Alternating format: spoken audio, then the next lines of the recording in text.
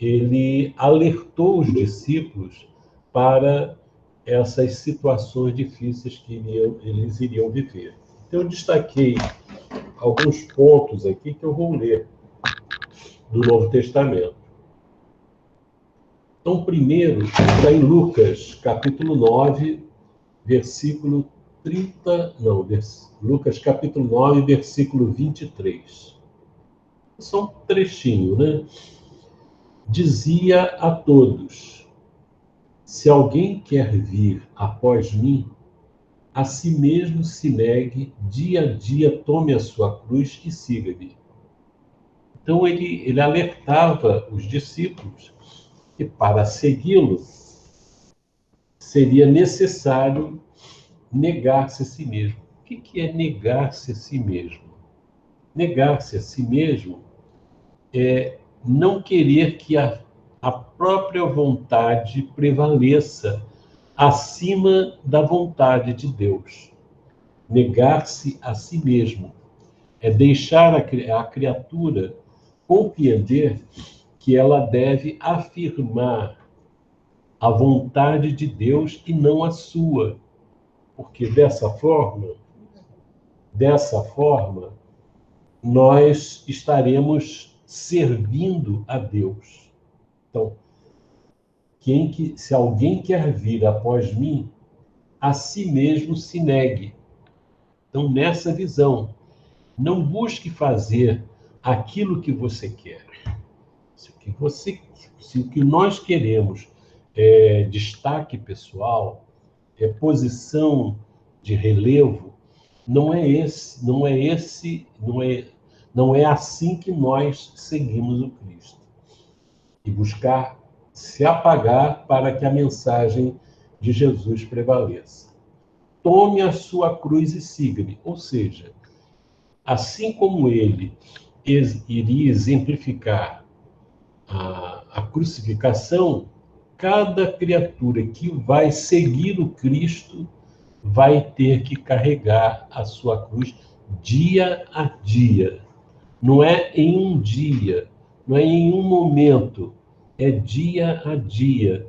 É um processo doloroso, porque não que Jesus quisesse que a criatura sofresse, mas porque é inerente à tarefa que a criatura venha a sofrer pelas reações do mundo, que não compreende o que é melhor para ele, né? No item, o outro que eu destaquei está em João, capítulo 16, versículo 33. Esse eu tirei da Bíblia de Jerusalém. Jesus fala claramente aos discípulos que está próximo o seu retorno. Esse não é o versículo, não. Eu que estou dizendo isso. Jesus está falando claramente aos discípulos que está próximo a sua ida para o mundo espiritual, a sua morte, né, fisicamente. E ele diz o seguinte, o versículo é esse agora: eu vos disse tais coisas para terdes paz em mim. No mundo tereis tribulações, mas tende coragem, eu venci o mundo. Então veja só, ele abre o entendimento para os discípulos que ele iria se afastar, eles iriam se dispersar, cada um ia para um canto, e a partir daí, a vivência deles seria a da divulgação pelo próprio exemplo e pela pregação em palavras da mensagem do Cristo. Essa é a tarefa. Veja que ele reuniu 12 discípulos, em que um o traiu, ficaram 11, depois colocaram o outro, Matias. Então, a gente observa que ele preparou, consolidou aqueles companheiros para essa tarefa que iria ser iniciada. Deu substância, deu conhecimento, deu reflexão. Para a grande maioria das pessoas que ouviam, ele trouxe uma mensagem consoladora e a orientação sintética do amar o próximo, né? Amar a Deus, de perdoar, etc. e tal. Mas aqueles discípulos iriam multiplicar a divulgação e criar novos trabalhadores, como foi o fato. Pedro teve a oportunidade de iniciar no cristianismo o Estevão.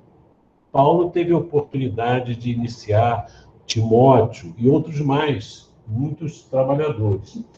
Então, a gente observa que ele disse isso para que eles tivessem paz em Cristo. Então, olha só, ele não está dizendo que ele vai trazer uma paz, uma tranquilidade, um mundo de paz para eles. Vai trazer a paz com Cristo. O terceiro item diz o seguinte, é João, capítulo 14, versículo 27. Deixo-vos a paz. A minha paz vos dou. Não vou-la dou como a dá o mundo. Não se turbe o vosso coração, nem se atemorize. Então, as mensagens de Jesus são grandes alertas para as dificuldades que a criatura que pretende seguir Jesus vai enfrentar. Essas dificuldades, elas nascem do lado de fora e nascem do lado de dentro. Quer dizer, no mundo exterior e existem dentro da própria criatura. Então, a gente observa que Jesus está trabalhando não para que a terra, prometendo às pessoas ou desejando para os seus seguidores uma terra boa, no sentido, eu vou pedir a Deus para que ano que vem, no próximo século, a terra esteja melhor, vocês tenham mais paz. Não. Ele está dizendo que está preparando os discípulos para que eles se aprimorem, melhorem dentro de si, transformem-se, porque o embate com o mundo é difícil, é muito difícil, e a pessoa não pode desanimar. É o que ele disse, você tem que enfrentar, vai sofrer se quiser seguir o Cristo, porque tem muita gente que não está sofrendo. Não está sofrendo porque não tem nem noção do que está vivendo. Ela quer aproveitar a vida, quer se distrair, quer fazer o que ela quer fazer. Essa é a característica de uma grande parte das criaturas humanas. Mas seguir o Cristo significa o quê? Significa cooperar com Ele para a construção de um mundo melhor. Então, não é um mundo melhor que vai cair nos nossos braços a pedido de Jesus. Não é Deus que vai colocar o mundo melhor para nós vivermos aqui. Não. Jesus está trazendo para nós, dizendo, olha, essa tarefa é da responsabilidade de todos.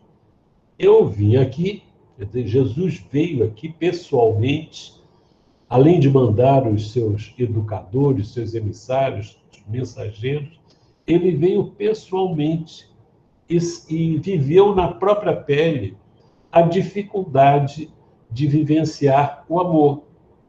Veja, não há uma situação de Jesus, da vida dele, que possa justificar a ação que a humanidade fez com ele.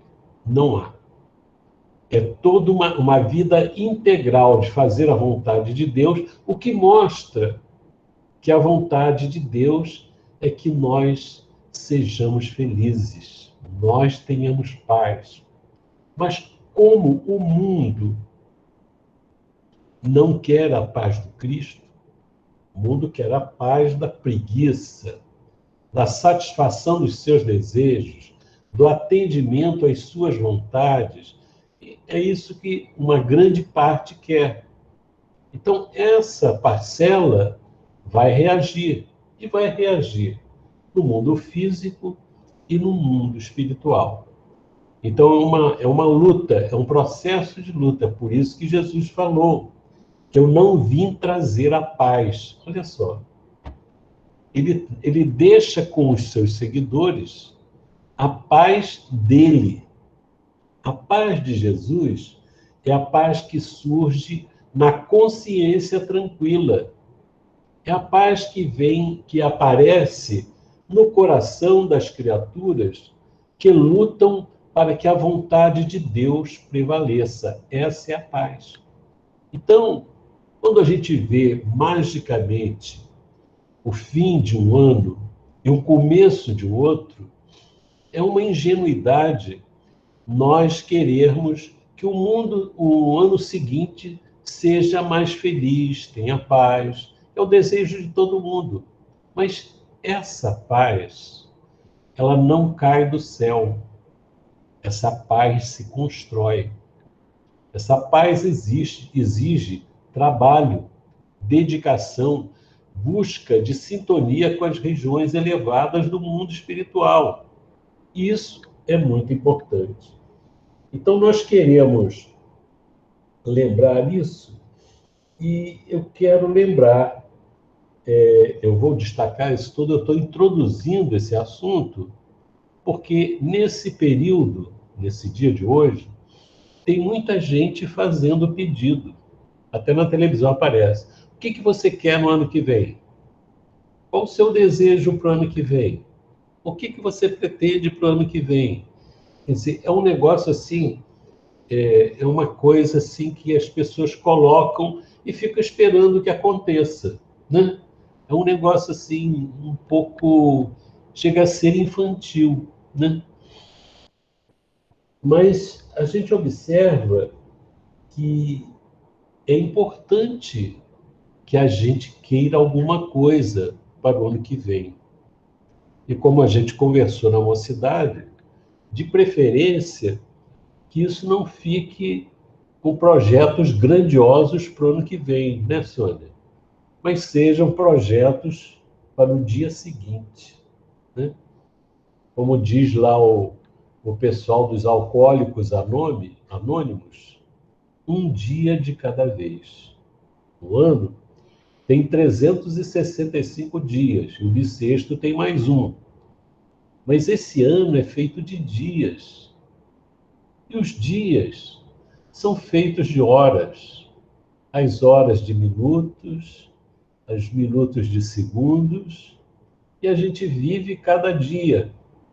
Então, nessa hora, é importante o que eu quero da vida. O que eu quero? Hoje, tem muita gente tentando os 320 milhões de, de reais da loteria aí, né? Para enriquecer. Naturalmente, ninguém está querendo enriquecer, quer ajudar todo mundo. Eu estava conversando com Vera, né? Acho que a melhor forma da pessoa perder a paz é ganhar 320 milhões. Né? O que eu faria se ganhasse 320 milhões? Aí eu teria que contratar imediatamente uns 20 seguranças pessoais. Né? Ia ter que tomar conta também dos seguranças. Então, é uma busca muito interessante, né, que as pessoas fazem. Então, nós vamos conversar sobre alguns itens do Evangelho segundo o Espiritismo, no capítulo 27, Pedi e obtereis. As pessoas no dia de hoje, elas fazem muitos pedidos, né? Pedir a Deus, pedir que o mundo seja melhor, pedir que venha isso, que venha aquilo, um monte de pedido. Então nós vamos destacar algumas coisas, porque no campo da prece, nós aprendemos com Jesus, né, e com o Espiritismo, que a prece serve para louvar a Deus, para pedir e para agradecer. Na verdade, nós deveríamos começar louvando a Deus e agradecendo. porque nós já estamos sendo atendidos por Deus em muita coisa, né? E a gente precisa valorizar isso. Então, eu vou ler aqui, são alguns itens só, e vou comentar esses itens. No capítulo 27, pedi e obtereis, e começa no item 1, com a qualidade da prece. Quando orardes, não vos assemelheis aos hipócritas, que afetadamente oram de pé nas sinagogas e nos cantos das ruas para serem vistos pelos homens. Digo-vos, em verdade, que eles já receberam sua recompensa. Quando quiserdes orar, entrai para o vosso quarto e, fechada a porta, orai a vosso Pai em secreto. E vosso Pai, que vê o que se passa em secreto, vos dará a recompensa. Não cuideis de pedir muito nas vossas preces, como fazem os pagãos, os quais imaginam que pela multiplicidade das palavras é que serão atendidos. Não vos torneis semelhantes a eles, porque vosso Pai sabe do que é que tendes necessidade, antes que lhe o peçais. Em Mateus, capítulo 6, versículos 5 a 8. Olha que coisa, que orientação belíssima que Jesus nos traz.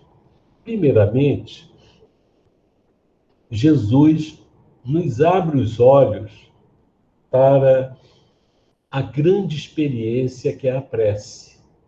Ele traz para nós esse valor importante da prece.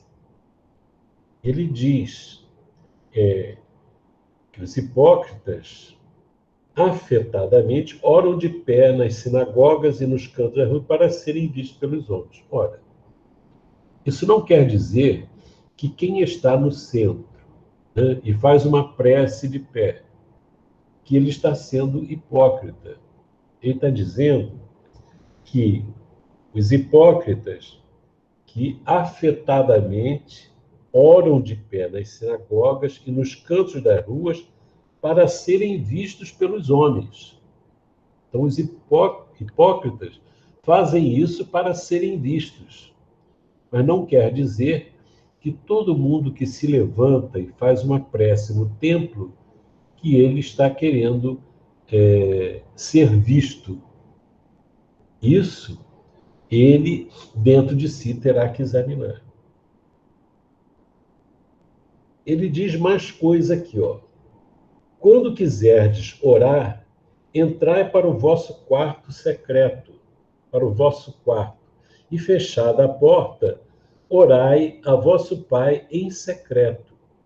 E vosso Pai, que vê o que se passa em secreto, vos dará a recompensa. Então, ele está falando para nós da necessidade de um recolhimento.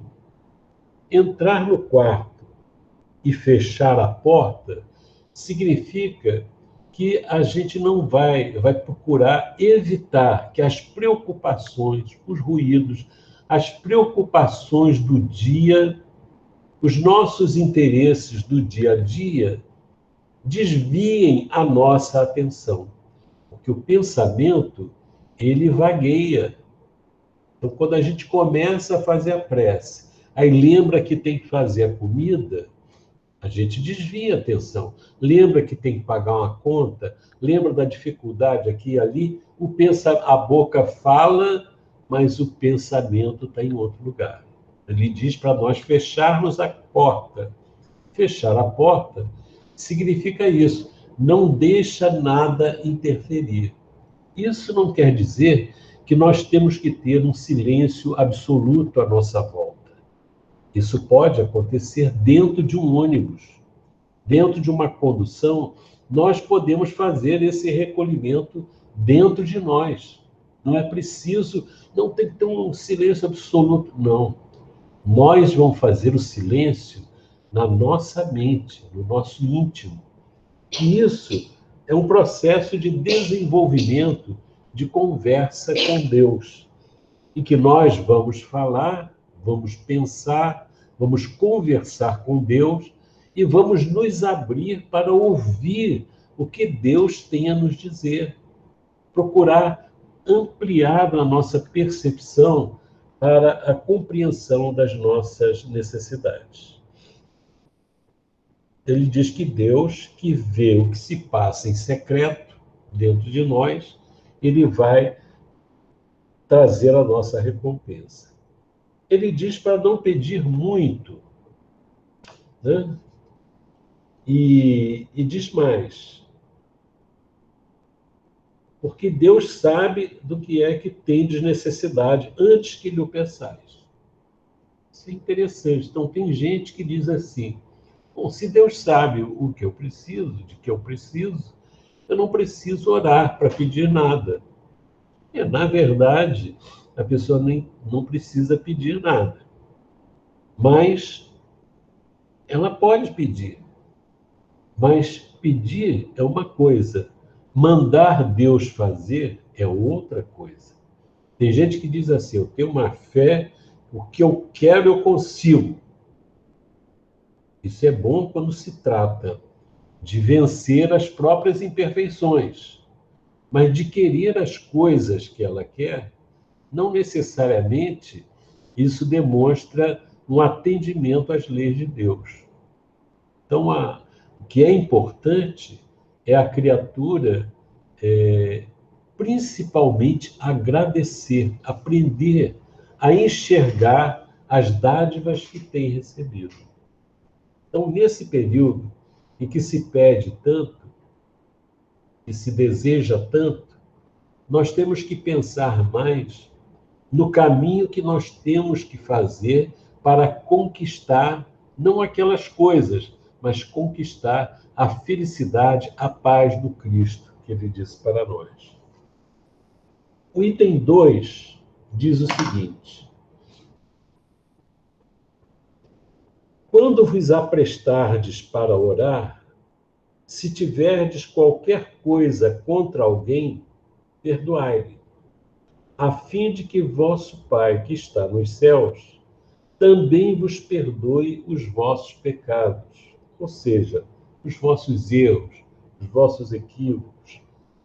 Se não perdoardes vosso Pai, que está nos céus, também não vos perdoará os pecados. Vosso Pai, que está nos céus, também não perdoará os vossos pecados. Ora, nós sabemos da importância da prece.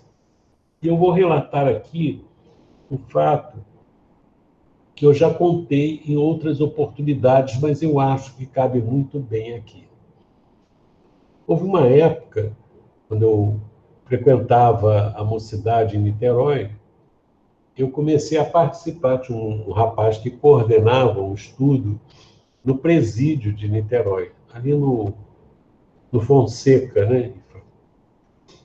Então, no domingo de manhã, tinha um trabalho lá de estudo do Evangelho.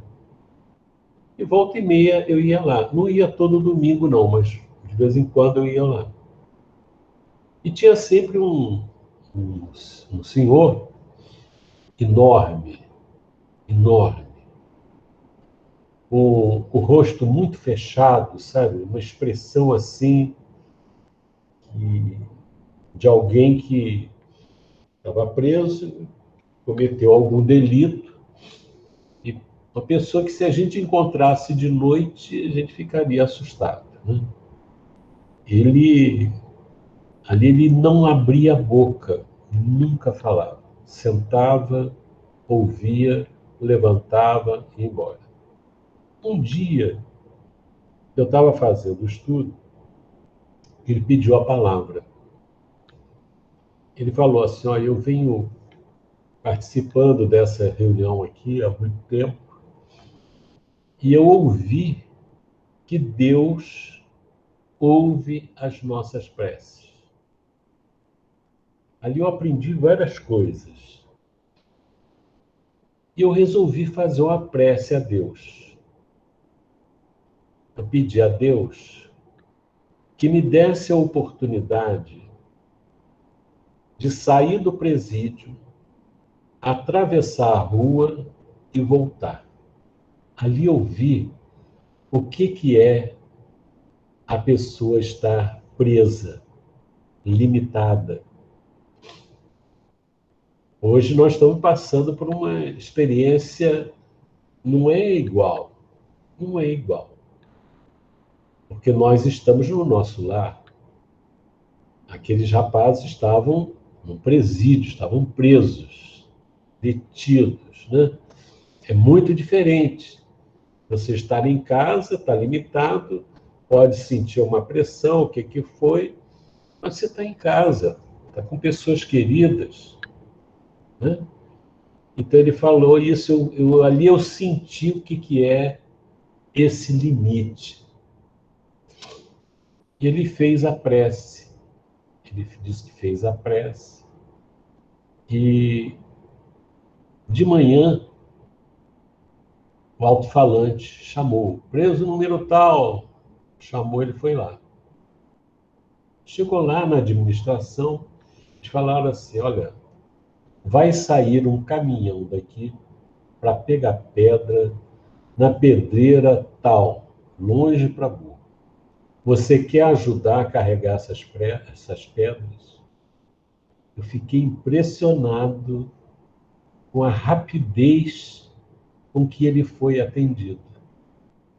Ele pediu para atravessar, sair, atravessar a rua e voltar. Ele ganhou um passeio de caminhão que muitos de nós nos negaríamos a fazer, que não era um simples passeio, era para trazer pedra, carregar pedra pesada, né? E ele feliz da vida com aquilo.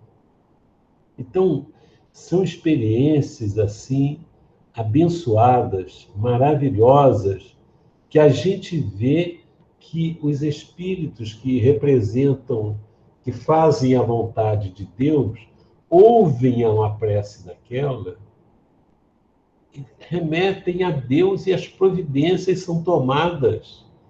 E aquilo, como aquilo seria benéfico para ele recebeu aquilo.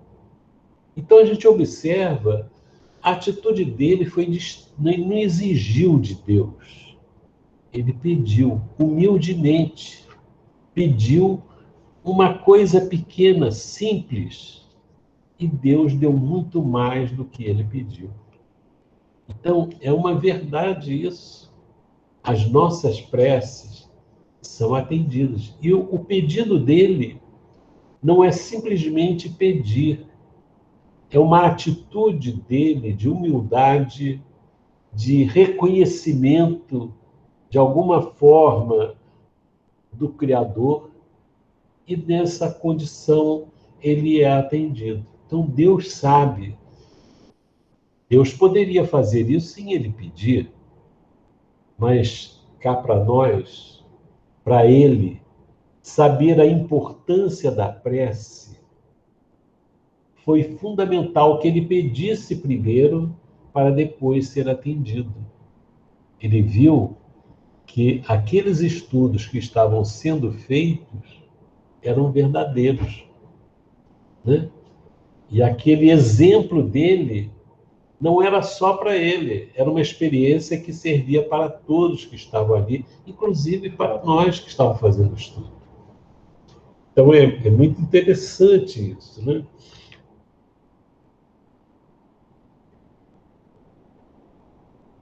Então, esse outro item aqui, a gente está lembrando do André Luiz no mundo espiritual, quando ele está lá sentindo as consequências da sua vida, um homem normal, comum, como todo mundo, honesto, né? Tem uma família, um homem que atendia as pessoas, mas que não se preparou espiritualmente, não desenvolveu sentimentos elevados. Era um profissional, um bom pai, tudo, no sentido comum do mundo, uma pessoa comum. mas chega no mundo espiritual completamente desaparelhado, sem fé, sem saber do prosseguimento da vida. Ouviu falar, né? Tomou conhecimento de algumas coisas do Evangelho, mas sem nenhuma consequência para a pessoa. E ele vai naquelas condições, angustiado, porque não é que ele foi para um lugar ruim, ele estava ruim, né? Onde ele estivesse, ele estaria ruim. Aqui na Terra, não, porque as aparências dão uma ilusão de que a pessoa está bem.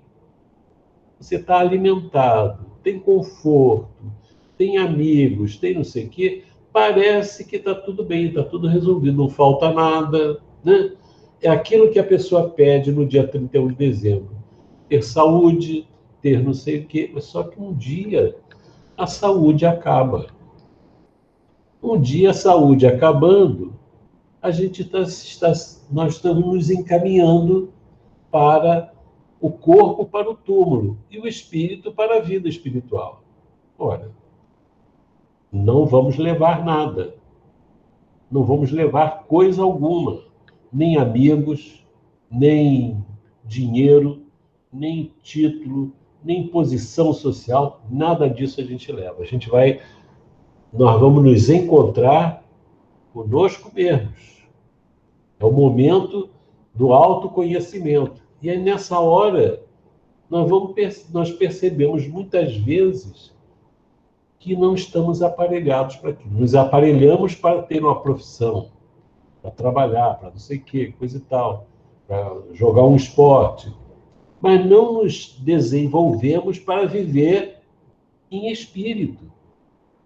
Não criamos, não desenvolvemos, não é criar o hábito, não desenvolvemos os recursos da prece dentro de nós, não refletimos.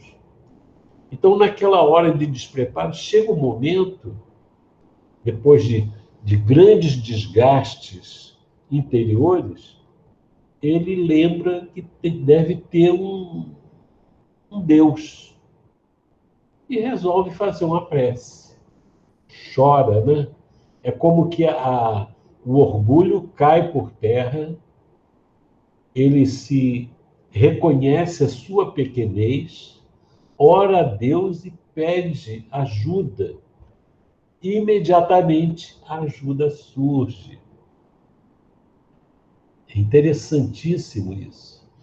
E o espírito que o ajuda diz que ele estava há muito tempo esperando que ele pudesse reconhecê-lo, vê-lo. Ele estava tão materializado que não conseguia ver. Então, aquela hora de prece, de renovação íntima, de reconhecimento de uma vida fracassada, embora para o mundo era uma vida bem-sucedida, mas para Deus não estava em condições. Então, ele faz a oração, e a oração permite que ele veja o auxílio que já há muito tempo procurava ser atendido. Eles dizem lá, né, que o espírito que ia socorrer, o Clarencio, né, ele o achou facilmente, mas o André Luiz custou a achar o Clarencio. Quer dizer, a inferioridade, a materialidade do espírito dele impedia de ver o Clarencio. Então, vejamos, não é que a pessoa vai para um lugar ruim para sofrer, não. Ela está sofrendo. Ela está muito sofrendo assim espiritualmente. Porque quando você sofre e compreende e reconhece o Criador e tudo mais, entende o porquê daquele sofrimento, aquilo não gera sombras na alma. Mas quando a pessoa valoriza o egoísmo, valoriza o orgulho e não aceita a vontade de Deus, não compreende, não quer aceitar as coisas da vida, aí a pessoa não está bem, né? Então isso aqui é importante. Isso serve, a gente está colocando isso para os nossos irmãos espirituais também, não só para nós encarnados, mas para os nossos irmãos que estão no mundo espiritual. Que muitas vezes nós somos bons homens, boas mulheres, né? Passamos uma vida e, de repente, alguém chega e derruba o nosso castelo de sonho, né? Castelo de areia. A gente diz assim, puxa, eu era feliz, aí o fulano fez isso, minha felicidade acabou. Eu estava bem, aí aconteceu isso, o fulano. Então, a gente coloca a culpa dos nossos sofrimentos em alguém. E muitas vezes, quando o espírito desencarna, ele julga que realmente a pessoa que fez mal a ele é que é responsável pelo estado dele no mundo espiritual, sofrendo. Não é verdade. A gente sabe que não é verdade. Ele tem uma responsabilidade? Tem. Mas nós estaremos mal porque nós não quisemos perdoar. A palavra chega até a arrepiar determinados espíritos, né? Não, e é difícil mesmo. Então, muitas vezes é o nosso orgulho, a nossa atitude de revolta, a nossa vontade de vingar, que faz com que nós estejamos mal. Porque o Cristo foi traído por um discípulo, foi negado por outro, foi abandonado por todo mundo, quase todo mundo. Foi crucificado, foi ridicularizado. E, no entanto, está bem. Enquanto os seus algozes que riam ficaram mal. Então a gente observa, a pessoa diz, não, mas ele é o Cristo. Não, mas não foi só ele, não. Muitos seguidores do Cristo procederam da mesma forma e se libertaram, não se deixaram vencer. Por quê? O que o outro pode fazer, ele pode fazer até certo ponto. Agora, o que eu faço com a minha alma, a minha reação é que me glorifica ou me diminui, ou me ilumina ou me faz viver nas trevas interiores.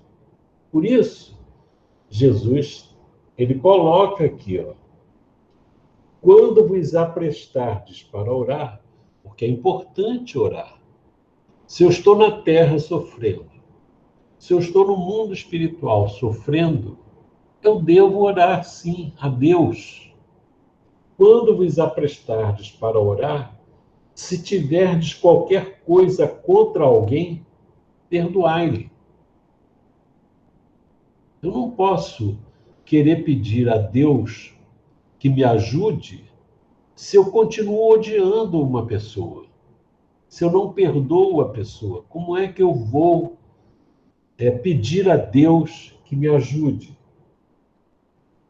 Quando vos aprestardes para orar, se tiverdes qualquer coisa contra alguém, perdoai-lhe, a fim de que vosso Pai, que está nos céus, também vos perdoe os vossos pecados. Pecado aqui quer dizer os erros, né? As atitudes inconvenientes, os malfeitos, tudo isso contra a lei de Deus. Então tem que aprender. O camarada errou, é um problema dele. Eu não posso absorver a atitude dele e me transformar igual a ele. Não posso fazer isso. É fácil? Não é fácil. Mas a conquista do reino de Deus, ninguém disse que era fácil. Jesus não falou que era fácil. Disse que era uma porta estreita, não uma porta larga, uma porta estreita. Estreita que você tem que se espremer. E a gente tem que fazer não a nossa vontade, mas a vontade de Deus. Se não perdoardes vosso Pai que está nos céus também não vos perdoará os pecados. Então, eu quero sair daqui, que eu estou muito mal, estou sofrendo muito aqui nas trevas que eu gerei, mas eu quero viver na luz. Como é que eu vou viver na luz se eu continuo odiando? É impossível, é uma incoerência. Então, os espíritos que passam por essa experiência, eles devem meditar sobre isso. Porque Jesus, ele nos ama, ele quer o nosso bem. Deus nos ama, quer o nosso bem. Nós é que não nos amamos, porque não seguimos os ensinamentos dele. Queremos que a nossa vontade prevaleça. Queremos dobrar o inimigo. Queremos que ele sofra o que nós sofremos.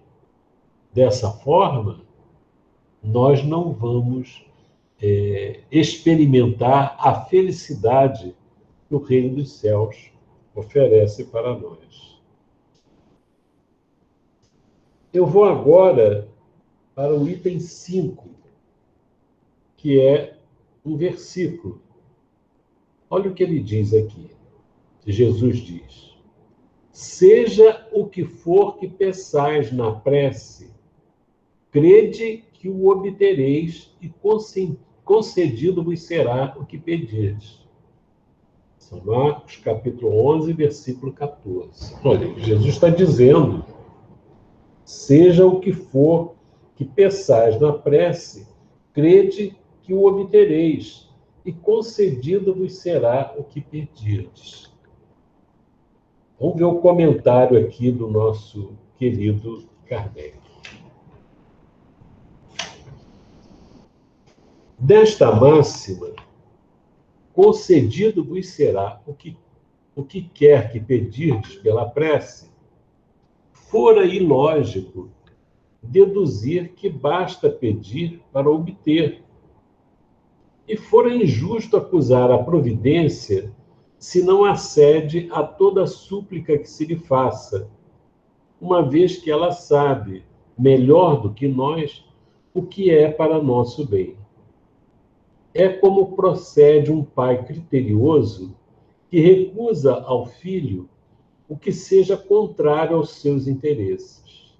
Em geral, o homem apenas vê o presente. Ora, se o sofrimento é de utilidade para a sua felicidade futura, Deus o deixará sofrer. Como o cirurgião deixa que o doente sofra as dores de uma operação que lhe trará a cura. O que Deus lhe concederá sempre, se ele o pedir, com confiança, é a coragem, a paciência, a resignação. Também lhe concederá os meios de se tirar de si mesmo das dificuldades, mediante ideias que fará lhe surgiram os bons espíritos, deixando-lhe dessa forma o mérito da ação. Ele assiste os que se ajudam a si mesmos, de conformidade com esta máxima: ajuda-te, que o céu te ajudará. Não assiste, porém, os que tudo esperam de um socorro estranho, sem fazer uso das faculdades que possui. Entretanto, as mais das vezes, o que o homem quer é ser socorrido por milagre, sem despender o mínimo esforço. Olha que interessante.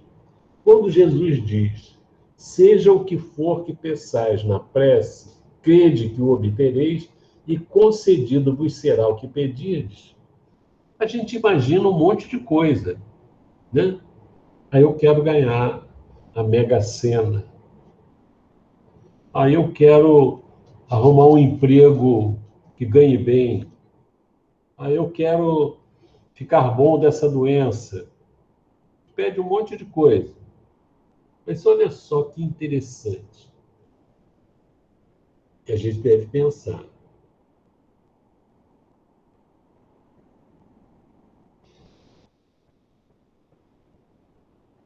O que Deus lhe concederá sempre, Se ele o pedir com confiança, é o quê? Coragem. Coragem para quê? Para vencer, superar as dificuldades que aparecem no caminho. Coragem. A paciência. Desenvolver a paciência. A resignação. Aceitar as coisas que a gente não pode mudar. Também lhe considerar os meios de se tirar por si mesmo. A pessoa, através de intuição, a pessoa conseguir achar um caminho. Né? Eu me lembro de uma senhora que trabalhava em casa lá em Brasília, que o filho, ela contando, o filho perdeu o emprego e ficava o dia inteiro em casa deitado. Ela falou, o que é isso? Ah, eu perdi emprego. Ué, vai ficar deitado aí, o emprego vai cair no seu colo? Não vai. Ó, emprego, você pode perder. Agora, trabalho, tem muito trabalho aí que você pode fazer. Vai se mexer. Sacudiu ele. Né? Quer dizer, ela estava inspirada, né? Ela era muito engraçada, né? E há pessoas que são assim, não, vou fazer o quê? Ninguém me ajuda, e fica ali esperando que alguma coisa aconteça, né? Você tem que resolver, o meu problema é esse. Vê se você resolve. Às vezes chegava lá na agremiação, chegavam pessoas no portão e contavam uma história assim de Hollywood, né? Chorava, um monte de coisa, e jogava na sua mão para resolver o problema dele. É impressionante. Às vezes a gente dava ajuda, coisa e tal, né? Arrumar dinheiro a gente não dava. E, às vezes a gente encaminhava para um lugar. Ele não ia, não ia. Aí dizia assim, não, a minha carteira de identidade está na cidade tal. Não, você tem. Então vai lá e arruma. Ah, mas eu não tenho dinheiro para passar. Então é um negócio. A pessoa não quer resolver o problema, quer que alguém resolva. Você tem que resolver o meu problema. Não, meu filho. Não é assim, não. Né? Agora, ele diz aqui que é muito interessante: coragem, paciência e resignação. Coragem. Para a gente perdoar um inimigo, tem que ter coragem. É ou não é? Eu fico pensando assim, vou fazer a prece para pedir coisas. Eu queria ganhar uma calça, uma bolsa, ou isso, ou aquilo. Eu me lembro, às vezes a pessoa fala assim, meu Deus, me ajuda, eu quero passar na faculdade, eu prometo que não sei o quê. Aí, de repente, a pessoa passa e some. Some do mapa. Né? Então, a gente observa, por exemplo, resignação. Nem tudo a gente se sente preparado para aceitar. Agora, cá para nós. Quem somos nós para não aceitar a vontade de Deus? Ó, Deus, eu não aceito isso. Isso não pode acontecer comigo. Minha mãe não pode desencarnar. Meu tio, meu avô, ninguém pode desencarnar. Não aceito, hein? Tudo bem, você pode não aceitar, mas vai desencarnar, né? Agora, eu tenho que começar a aprender a compreender a vontade de Deus. O que eu posso fazer? Eu posso dar toda a cobertura para a pessoa, para o ente querido. Agora, se Deus achar que ele vai, eu posso até pedir a Deus, ó Deus, deixa ele aqui comigo. Mas aí a gente faz aquilo que Jesus fez. Mas se não for possível, esse não for possível significa que o melhor para ele é ir. Se não for possível, que seja feita a sua vontade. Jesus nos ensinou isso antes da crucificação. Quando ele foi orar lá no Getsemane, né? Os discípulos que dormiam. O Senhor, ele pediu a Deus que afastasse dele aquele cálice amargo. Mas se não for possível, que seja feita a tua vontade. Eu sempre associei esse cálice amargo à crucificação. Mas depois de um tempo, eu falei, eu não sei, eu não faço ideia do que é esse cálice amargo. Pode ser a traição do discípulo, pode ser a negação do outro discípulo. Eu não sei. Mas a gente associa aquilo que parece que é o pior, né? Mas eu não sei. Eu não estou dentro de Jesus para saber o que ele considera um cálice amargo, né? Não sei. Pode ser ingratidão, pode ser um monte de coisa. Mas todos nós vamos ter que beber esse cálice amargo. E o cálice amargo de cada um é diferente, né? É sempre um remédio para várias doenças. Se a minha doença pode ser a falta de resignação. Então, o cálice amargo vai mexer nessa área. A minha doença pode ser o cultivo da mágoa. O cálice amargo vai ser isso. A minha doença pode não aceitar a ingratidão. E nós vamos passar, porque não tem jeito. Porque as pessoas e nós somos difíceis. Quando nós não nos resignamos à vontade de Deus, nós estamos sendo ingratos em relação a Deus. Ingratos em relação ao Cristo, que nos ensinou a necessidade dessa resignação, a paciência e tudo mais. Então, nós não temos condições de exigir coisa alguma de Deus. Nós podemos até pedir, mas com muita reserva, dizendo para Ele que nós preferimos que a vontade dele prevaleça. Mas, de repente, pode ter alguma coisa que possa ser flexibilizada, né? Pode acontecer. E Deus vai decidir isso. Nós vimos um caso no livro de André Luiz, de uma senhora que ia, não sei se era avó, parece que era avó, ia desencarnar, e a netinha dela pediu para que ela não desencarnasse naquela hora. E foi analisado e foi dado a ela um prolongamento da existência, porque ela seria importante para aquela criança, para aquele espírito, que ela permanecesse mais um pouco.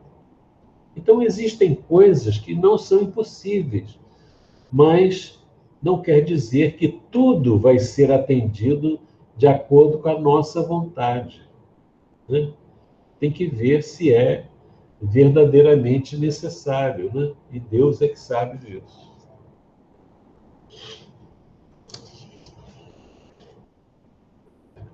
Já estou na hora já.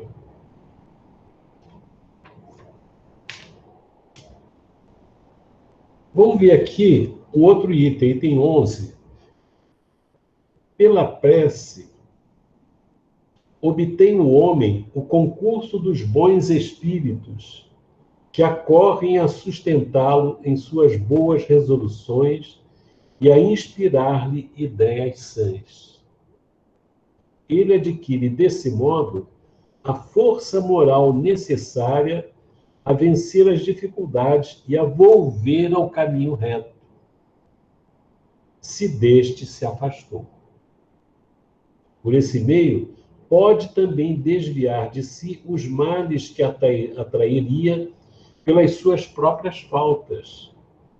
Um homem, por exemplo, vê arruinada a sua saúde e arrasta até o termo de seus dias uma vida de sofrimento, terá ele o direito de queixar-se se não obtiver a cura que deseja?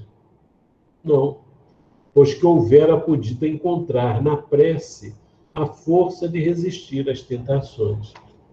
Então, nós não somos espíritos puros. Nós temos as nossas dificuldades.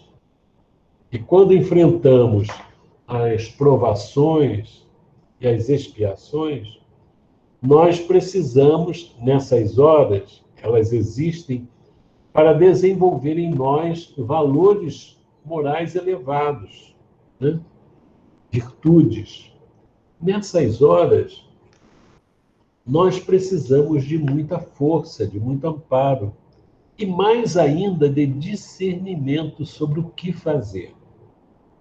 Saber o que é certo e o que é errado, e seguir o que é certo, é um ponto importante para eu não andar às cegas. Se eu não souber discernir, eu vou fazer aquilo que eu costumo fazer sempre. Então, discernindo, eu posso pedir ajuda, mesmo que tenha me desviado, peço ajuda. O amparo chega para me esclarecer e me dar forças para vencer as dificuldades do caminho. Então, isso é muito importante. E ele diz aqui mais adiante, que eu não vou ler, mas vou colocar, que as nossas dificuldades, os nossos sofrimentos, eles decorrem de coisas que nós não podemos evitar. São expiações, são coisas que estão ligadas às nossas vidas passadas, nós não temos condição de mexer. Mas uma grande parte dos nossos sofrimentos, isso aqui é colocado, uma grande parte é provocada, é criada pelas nossas imperfeições, pelo nosso temperamento, pelo nosso jeito de ser, coisas que nós vamos fortalecendo. Não, eu sou assim mesmo, sou assim, é assim que eu sou. E às vezes eu não digo, mas eu ajo dessa forma. Então, na prece, eu posso mergulhar dentro de mim, falar com Deus, para que eu me veja. Porque depois da desencarnação, eu vou me ver como eu sou. Então é bom que eu veja agora, compreenda as minhas necessidades, veja os meus desequilíbrios e comece a corrigir. A prece serve para isso. Tudo o que pedirdes na prece de Jesus, recebereis, será atendido. Então, gente, quando ele fala isso, ele está falando de pedido de coisas importantes. Não é para coisas materiais, coisas da vida espiritual, principalmente. E a gente observa, por exemplo, o desenvolvimento dessa fé. A gente está lendo o livro Renúncia, que é bom que todo mundo leia, para a gente ver a postura da Alcione, que é um espírito, uma beleza de espírito. Então ela passa por dificuldades imensas, ele não precisava nem reencarnar mais. Estava em outra esfera. Ela reencarna e passa por situações muito difíceis, de carência material, até para alimento. Mas ela confia plenamente em Deus, em Jesus. Ela diz assim, nós estamos em dificuldade, mas Jesus vai nos ajudar. E vem as ideias para ela, e as soluções chegam. Difíceis, situações muito difíceis, mas a fé que ela desenvolve, ela não rejeita, ela não fica, não reage contra as coisas, mas ela confia em Jesus e supera isso. Então, as coisas que nós, para a gente encerrar, que nós nessa noite que a gente deixa o ano de 2020, que não importa para nós se ele foi ruim ou foi bom. Tudo que vem do lado de fora pode ser bom ou pode ser ruim. O que vai determinar se foi bom ou se foi ruim é como nós lidamos com as coisas que vêm de fora. Se a coisa foi apertada, eu consegui manter a minha fé, a minha coragem, manter a minha confiança em Deus e servindo e atuando no bem, no campo em que eu me encontro, foi ótimo. Então, no ano que vem, ele pode ser ótimo e pode ser ruim, dependendo de como eu me preparo para enfrentar as experiências que virão. Eu não preciso ficar com medo. Ah, será que vai ser difícil? Será que vai ser pior? Será que vai... Não interessa. O que vier é que nós podemos enfrentar. Não tenhamos dúvida. E tudo o que acontecer de fora, nós podemos crescer. Exatamente porque as coisas difíceis, se bem compreendidas, nos fazem crescer. Então, através das nossas preces, busquemos essa visão que o Espiritismo traz para a gente, que é a visão que Jesus trouxe. Veja que ele diz: cada um vai carregar a sua cruz.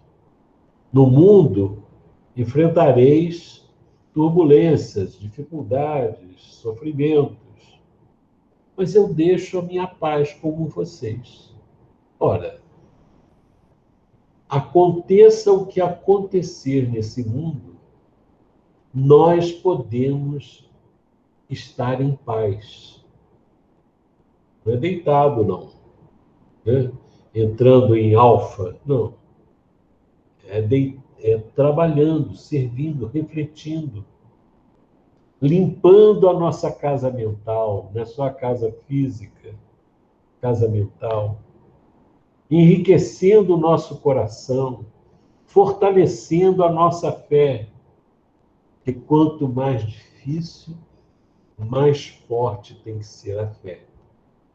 E a nossa fé ela vai crescer mais com as situações difíceis. Não esperemos assim, tomara que acabe. Não importa. Não importa se a Covid vai acabar, se vem a Covid-20, 30, não interessa isso. Interessa é como eu estou, como eu vou ficar. Isso é que deve ser, porque as coisas podem melhorar muito do lado de fora e eu não crescer do lado de dentro. As coisas podem piorar muito e eu posso crescer. Isso é uma decisão minha. Não é uma fatalidade. O que eu vou fazer não é uma fatalidade. Agora, como nós estamos no mundo de expiações e provas, em transição para o mundo de regeneração, nós temos que esperar desafios importantes para nós. Isso não é uma coisa que amedronte. É um desafio, uma oportunidade de trabalho no campo de influência em que nós estamos para poder cooperar com Jesus. Lógico que nós não temos o âmbito de influência que um Chico Xavier teve, que um Allan Kardec teve, que um Divaldo tem. Essas pessoas que têm uma tarefa que atravessa o mundo. Mas nós temos um campo de influência. Então, nesse campo de influência, vamos colocar para fora não o nosso temperamento, mas a mensagem viva de Jesus. E isso significa ter paz. Então, desejo a todos, como Jesus nos desejou, a paz do Cristo, que não é a paz do mundo. Desejo a todos a luta do Cristo, que também não é a luta do mundo. É outra luta, uma luta dentro da gente. Desejo a todos, e a mim também, reflexão, gratidão a Deus pelo que vier e nos colocarmos prontos para servir a Deus. Muita paz.